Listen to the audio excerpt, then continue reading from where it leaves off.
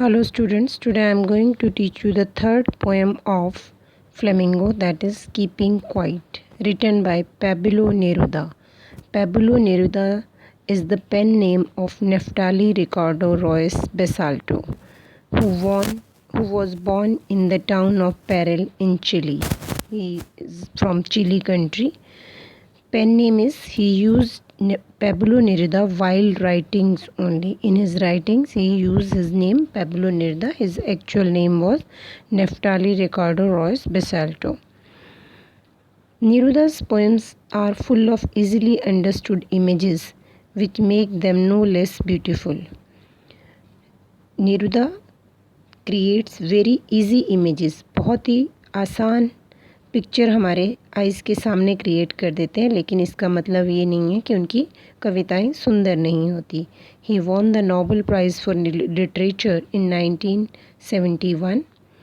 In this poem Neruda talks about the necessity of quiet introspection.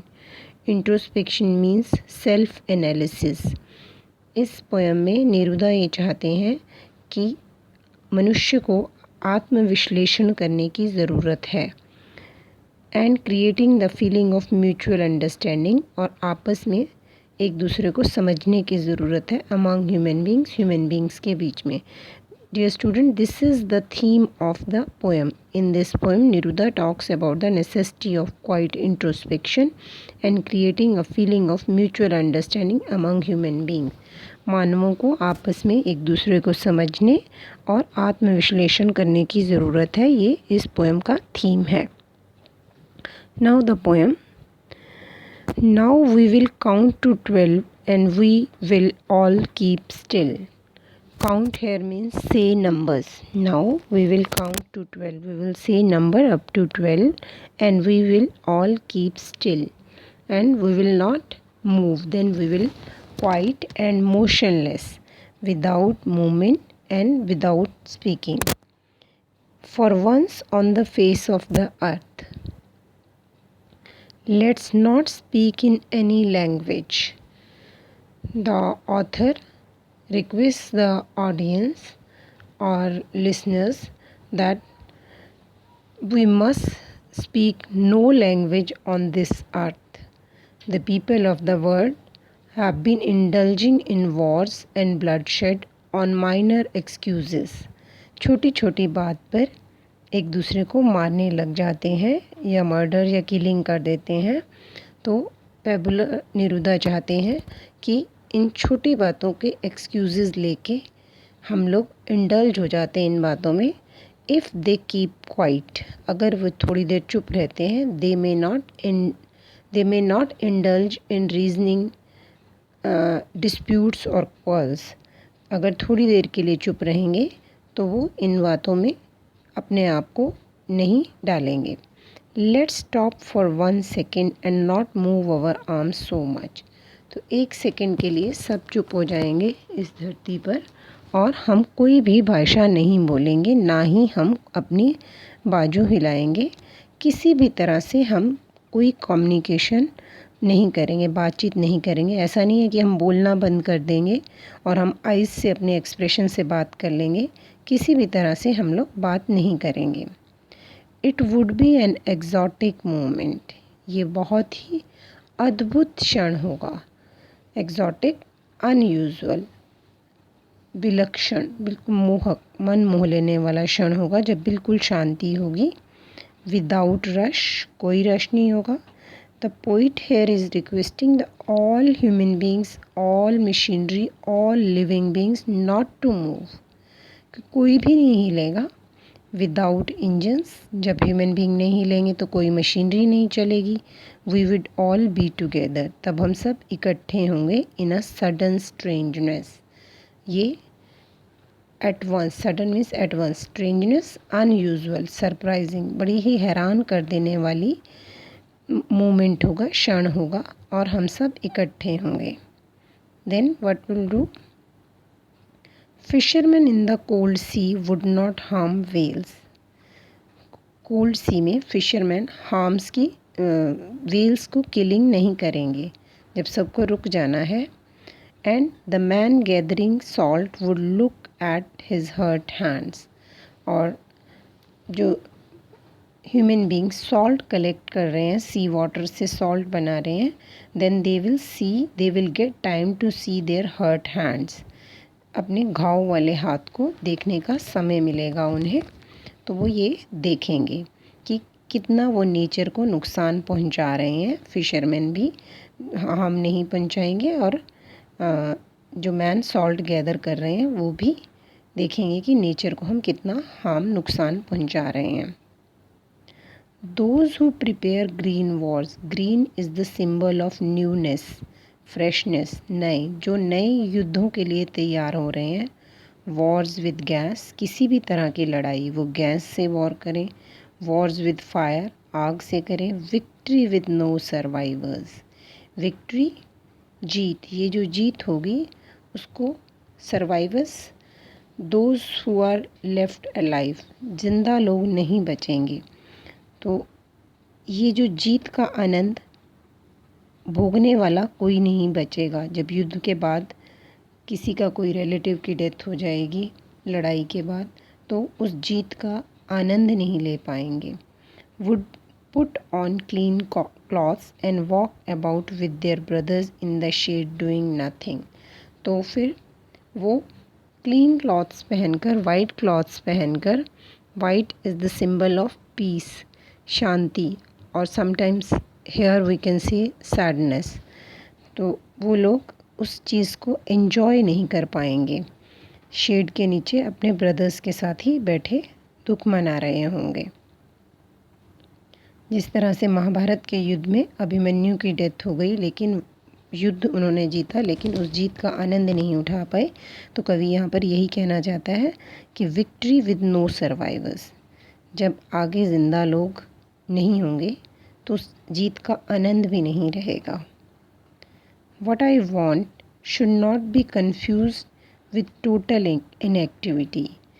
Poet कहते हैं I don't want to confuse you. यहाँ पर मैं ये नहीं चाहता कि आप कंफ्यूज हो जाएं। टोटल इनएक्टिविटी, मेरा टोटल इनएक्टिविटी से मतलब ये नहीं है कि सबकी मौत हो जाए या मौत से शांति हो। उसका मतलब सिर्फ यही है कि सब लोग सोचें कि दुनिया में इतना आपस में मारना झगड़ना, वॉर्स हो रहे हैं, तो टोटल इनएक्टिविटी को कभी भी डेथ से कंपेयर नहीं किया गया। Life is what it is about. तो लाइफ जो है वैसी ही चलती रहती है।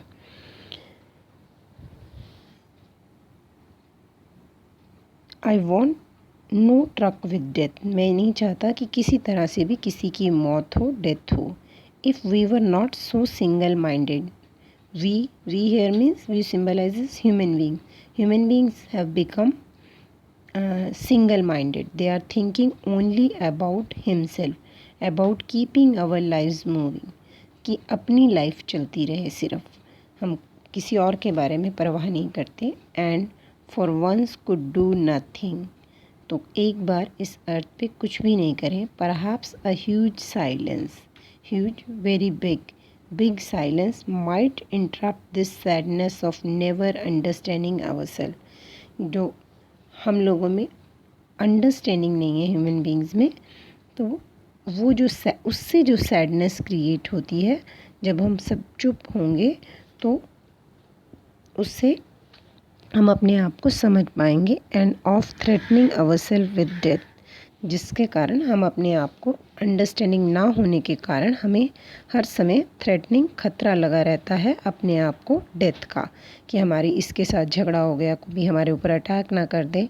तो अगर हम आराम से सोचेंगे तो वो हमें खतरे से बचाएगी। Perhaps the earth can teach us, earth का यहाँ पर सिंबल लिया गया है, प्रतीक के रूप में हमें अर्थ से हम पढ़ सकते हैं, अर्थ में बता सकती है। When everything seems dead later proves to be alive, धरती पर पतझड़ भी आता है और बसंत भी आता है। जब पतझड़ आता है तो इसका मतलब ये नहीं होता कि इसके बाद कभी कोई फूल खिलेगा ही नहीं। तो धरती हमें सिखाती है कि हमें पेशेंस होनी चाहिए। जब सब ख़त्म हो जाता है उसके बाद फिर अलाइव लाइफ दोबारा निकल आती है, जिंदापन हो जाता है। Now I will count up to 12 and you keep quiet and I will go. और आप चुप हो जाएंगे और मैं चला जाऊंगा. To have no truck with death, here the meaning. To refuse to associate or deal with, to refuse to tolerate something. तो ऐसा नहीं है कि ऑथर ये चाहता है कि मौत हो, कि ऑथर ये चाहता है कि मेरा इससे कोई डीलिंग नहीं है, कि हमें किसी भी चीज़ को टॉलरेट करने के लिए रिफ्यूज़ नहीं करना चाहिए. So here the textual questions are. First, notice the differing lines, length of stanza and the shift of thought from one stanza to another stanza. Actually the poem, there is no rhyme scheme. The poem is written in the free verse.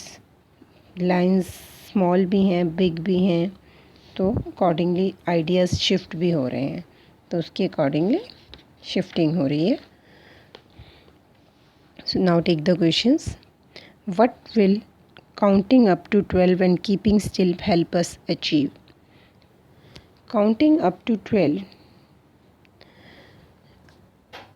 takes very short time. Keeping still for this brief interval of time gives us momentary pause to the introspect and review of course of action. It is generally observed that most of the ills and troubles of the world are caused by our rush or hurry. Violence is caused by anger. Keeping quiet and still will give us necessary respite and ensure peace.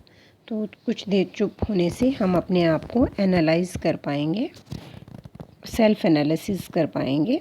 जितनी भी हमारी yoga meditation होती हैं उनमें self analysis होता है, इससे patience develop होती है. Now question 2. Do you think the poet advocates total inactivity and death? No, he does not advocate. Advocate means support either total inactivity or death. He makes it quite clear that stillness should not be confused with total inactivity or equated to it. The total inactivity brings death, but Neruda has no truck with death. His stillness means halting. Halting means to stop of harmful and hostile human activities. तो जितनी भी cruel activities हैं उनको रोका जाए, whorls को रोका जाए, किलिंग्स को रोका जाए. Now the question 3. What is the sadness that poet refers to in the poem? Man's sadness is formed out of his own actions and thoughts. We are harming nature, so due to that we have to suffer. It is quite ironical that man who understands so much fails to understand himself and his action. खुद को नहीं समझ पाते, खुद के actions को analysis नहीं करते. Rash actions prove harmful and disastrous. Man is the creator of all disaster. सबसे ज़्यादा जब इस अर्थ को नुकसान पहुंचाया है वो ह्यूमन बीइंग ही है. He is always threatening himself with death because of his thoughts and actions. This is the tragedy of his life.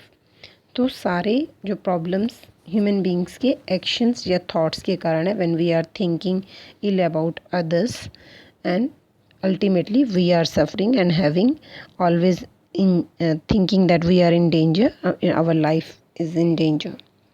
Now question 4. What symbol from nature the poet invoked to say that here? This is very important question. We have talked while teaching the poem. The poet wants to prove that there can be life under apparent stillness.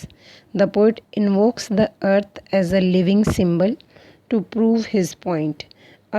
Image of earth is created as well as earth is personified here. The earth never attains total inactivity. Nature remains at work all the time, even under apparent stillness. It keeps earth alive. The idea is beautifully illustrated by the following lines. As when everything seems dead and later proves to be alive. These are the last lines of the poem. जब सब कुछ dead लगता है, पतझड़ होता है, ऐसा लगता है ख़त्म हो जाता है, लेकिन जब बसंत आता है तो सब कुछ अलाइव हो जाता है. But the process is going on. So read the poem minutely, as extracts can come from this question. Now the style of the CBSE has changed. You can get the extract from the poem, you can get the short 2 marks question, as well as the long question can come in the choice of flamingos question. Okay, thank you.